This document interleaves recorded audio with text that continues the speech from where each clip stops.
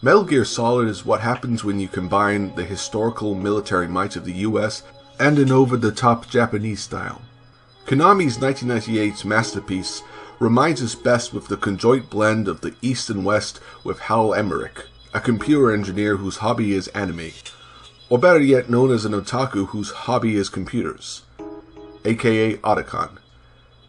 He becomes the brains of Snake's Bronze, and it's him who delivers the meme line, "It's just like one of my Japanese animes," while being spectator to the duel between Solid Snake and the Cyborg Ninja. It sums up the whole far-fetched reality of Hideo Kojima's vision. And yet it's kind of ironic that it's the far-fetched idea of this engineer who wants to make military hardware like the Japanese mecha he grew up with. So he's on the first step of living his fandom. But I guess he isn't a fan of introducing cyborg ninjas into the American military. But ninjas are Japanese warriors of stealth and insertion. Maybe they would make a perfect fit for the special forces. And it kind of mirrors what Soldier Solid Snake is, with more of a cutting-edge, high-tech angle, with a cybernetic prosthetic exoskeleton, with a real living person inside. In fact, the suit has kind of become him. But the identity of him is kept a mystery.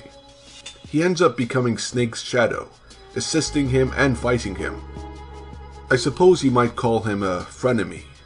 He's also armed with a frequency blade and an arm cannon, including an audio modifier that disguises his voice. He's even able to hack into your codec, giving you helpful information. We know him as Deep Throat, then Mr. X, and then by his real name, Frank Yeager, also known as Grey Fox, a man from Snake's past, who was reborn through the Genome Project, that made this soldier into a weapon himself. This brutal treatment made the only thing that made sense to him was living on the battlefield. Snake can also see a lot of himself in Frank and what he can become if he doesn't hold on to his humanity, and that he could end up living for something than just being a pawn.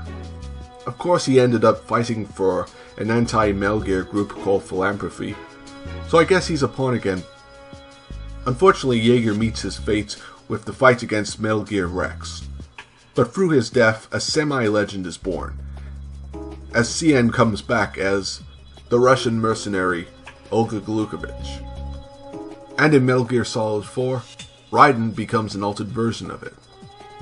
And if you think about it, the reason why Olga and Raiden reincarnates, both have been scarred and devastated by what has happened to them.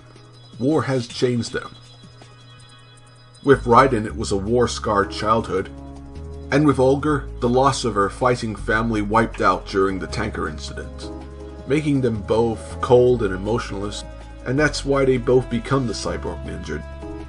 It's like donning the armor becomes a crucible for them, similar to what Yeager was, making the Cyborg Ninja persona live on.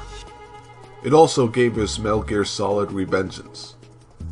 Cyborg Ninja also pops up in other games like Konami Crazy Races and Super Smash Bros. Brawl as an assist trophy.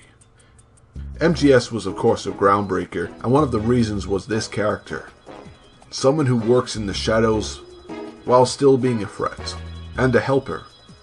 You see this type of character in other games, including the same type of look. And if you spot one of them, you just might end up saying, "It's just like one of my Metal Gear Solid games."